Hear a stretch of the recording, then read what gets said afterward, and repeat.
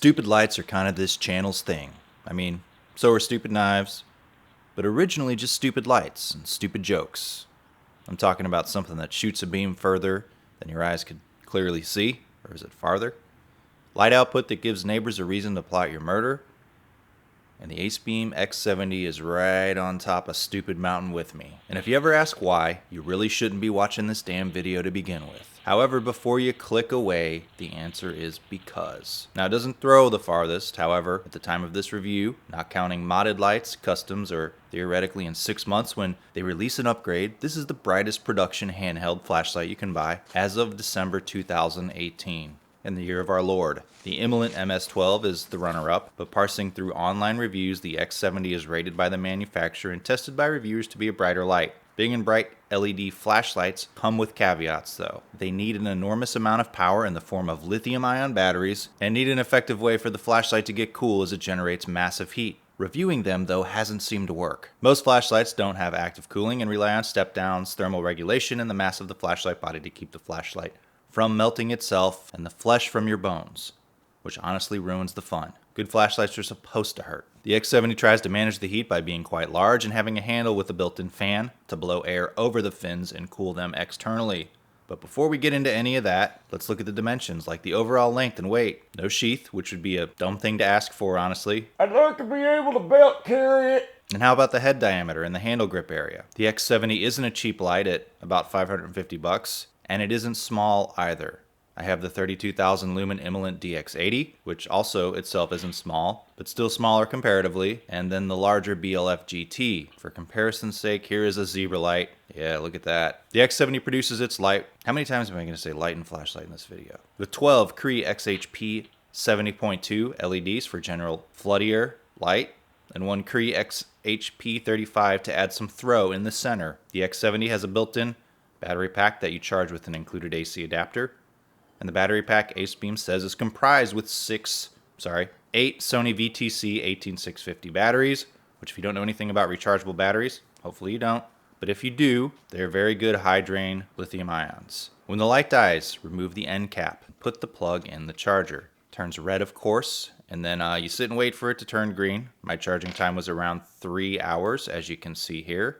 Just to add some length to the review, even though the clock says less because I kicked out the plug of my alarm clock. Not going to do another charging time lapse, sorry. And on the side, there's an LED light that gives some basic info on how much juice you got left. Green means it's juiced and red means it needs to be juiced. In the box you get a carrying case, the light, an AC charging cable, a 12-volt car adapter, some spare O-rings, a strap, and the detachable handle, some manuals and warranty cards and whatnot. You'll need a single 18650 battery for the handle fan. It isn't included. I would recommend a 3500 milliamp hour or 3400 milliamp hour protected cell. I didn't test to see if the fan has low voltage protection, but I stuck with protected cells. Hopefully you have a variety of cells right now and not ask me, hey, is it compatible with this? But it does work with protected and unprotected cells both. I'll link a battery in the description. Let's test. How about some output measurements? My figures and Acebeams are on the screens. First is the ultra low. Only on a 60,000 lumen light would 600 lumens be considered ultra low. Next is low. Remember, I use a DIY lumen pipe tube for this. I did a video on how I measure my lights last year. Now mid. Use these as estimates only. Watch other videos and read other online reviews of this flashlight to see what other reviewers got. High eco. Please never take anything I measure as the final word. High power mode. Everyone measures their lights a little differently. Eco mode. Turbo. However, you can trust that the lights I review do have a relative brightness to one another. And turbo power. Note that I get 57,000 lumens on startup, and it does start dropping quickly. These are tested with the fan set to the highest mode. If you don't use the fan, expect it to drop quicker. Of note too, this light's head barely fits in my measuring device, so expect the light is probably brighter than my readings because of some minor losses from light escaping from the sides. Now let's check out the UI. And if I decided to use lotion before this segment. There are some people who find this less interesting than the runtimes. I think it's all boring. Make sure before your first use to remove the battery tube and take away the clear piece of plastic locking out the light. I've already done this, and unfortunately for the stupid people, I threw it in the trash weeks ago, so I can't reenact it. It's pretty simple. One button operates the light, one button operates the fan. My advice is if you're using the light, use the fan. You might could skip it for the ultra low mode. Press the fan button once to turn it on, press it and hold to turn it off. It has high and low mode. A quick press while on cycles between the two modes. I listen for the higher mode. I found the fan lasts on high more than 2 hours, but less than 5 hours continuously. Okay, let's turn on the light. A single press turns the light on and off.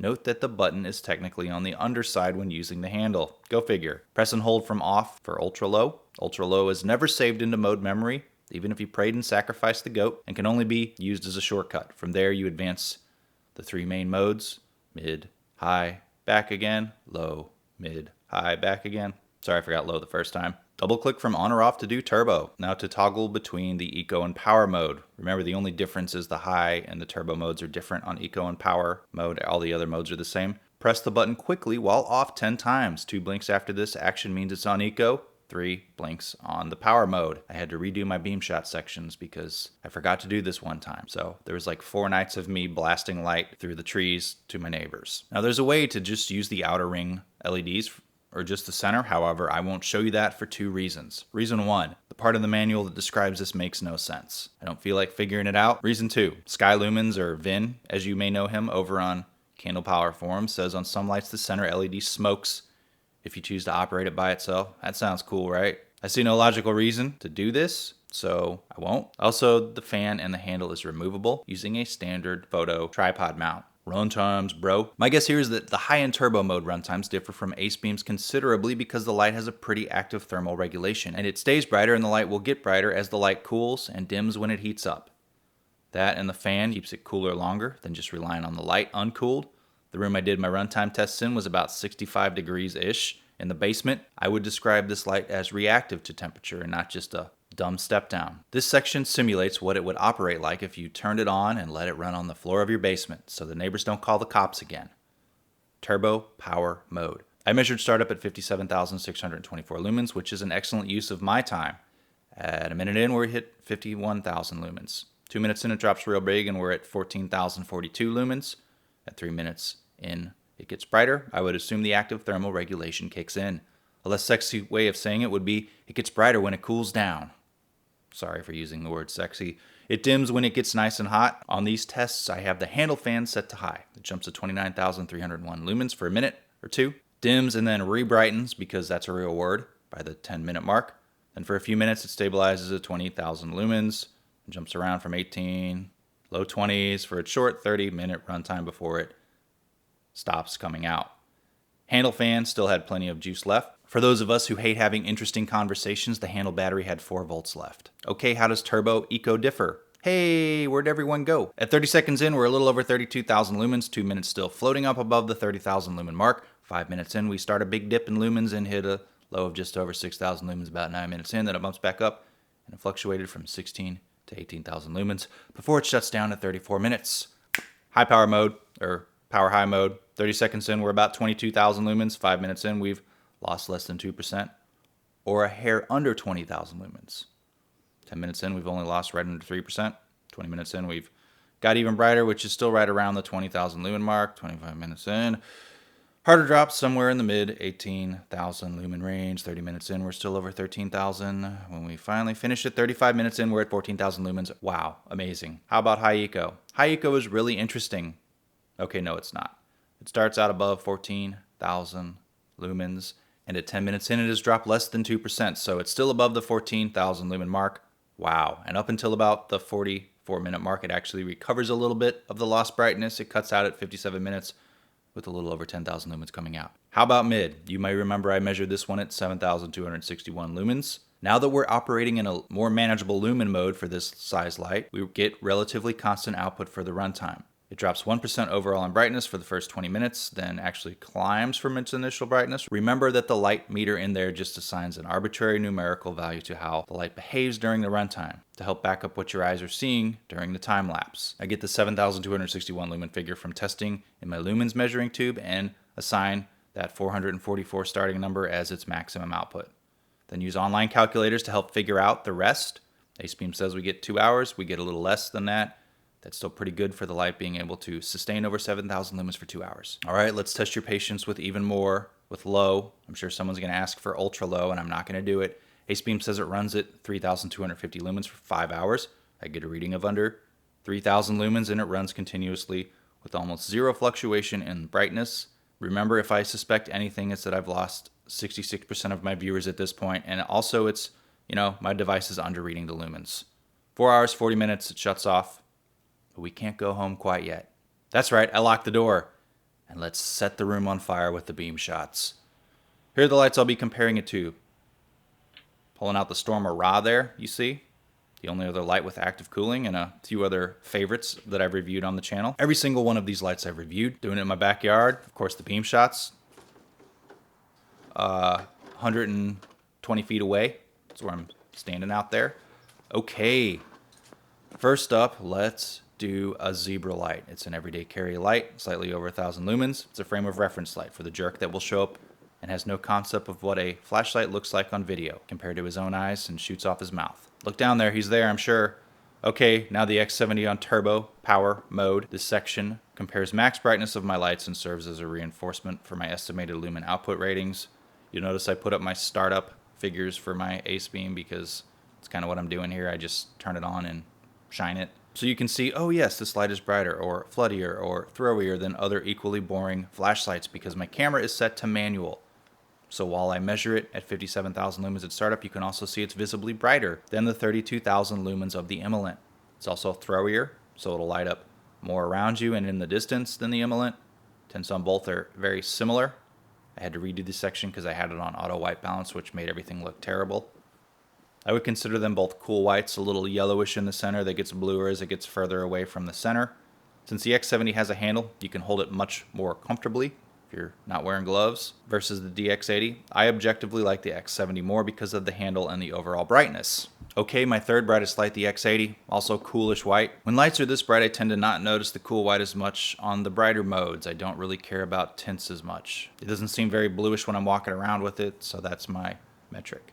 X80 is much smaller, and it's been upgraded since then to the GT, X80 GT. Or at least that's brighter, supposedly, than the Imalent DX80 you saw. Since it's tiny, it doesn't sustain brightness levels anywhere near that of the X70. This one is very floody, which means it scatters the light around you at closer ranges, and the beam doesn't travel as far into the darkness. Now back to the X70 for a second, just so you can see some comparisons. Okay, next is the Acebeam neutral white tinted X45. Looks a little bit warmer of a color here. For a time, many of these lights were the brightest ever, like this one. I like the refinement on the UI for my X70, only one step to get to turbo instead of two. The X45 is still a lot of light. I mean, no one cares about 14,000 lumens anymore. But in a simpler time, we did, 2 years ago. Now the Storm Ra. This one has a beam distance that travels much further than the X70. But the light is much more directional, and by far the throwiest light in the bunch. I put this one out over a year ago, and it's only sitting at 7,200 views. And if I could do a very mild-mannered rant for a second, people often ask me why I don't do light reviews anymore.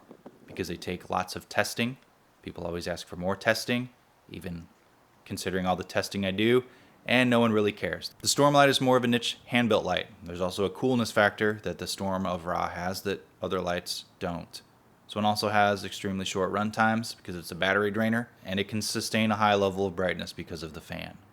Okay, steadily going back in time to less bright flashlights that at a certain point in time were the brightest ever, the Noctigon Meteor. I still use this light often and like it. It's compact, has a nice tint, 7,000 lumens, is more than most people need. If my other videos had a tenth of what this one did, I would do more light reviews, but they don't.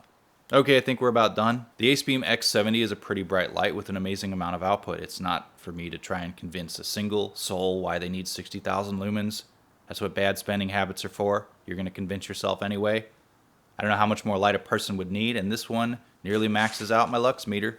I'd need to rethink how I measure lights and build, a new device to measure anything brighter. My advice is to use the handle and fan at all times. It should extend the life of the X70 and the LEDs that it uses. In my countless hours of testing of this light, I personally found no QC problems. Check out my links below the video. Thanks to Acebeam for donating this light to the channel. If you like this review, subscribe to the Advanced Knife Bro. Give the video a thumbs up, leave a comment, watch the video at least 10 times, follow me on Instagram where you would have known I was going to review this light.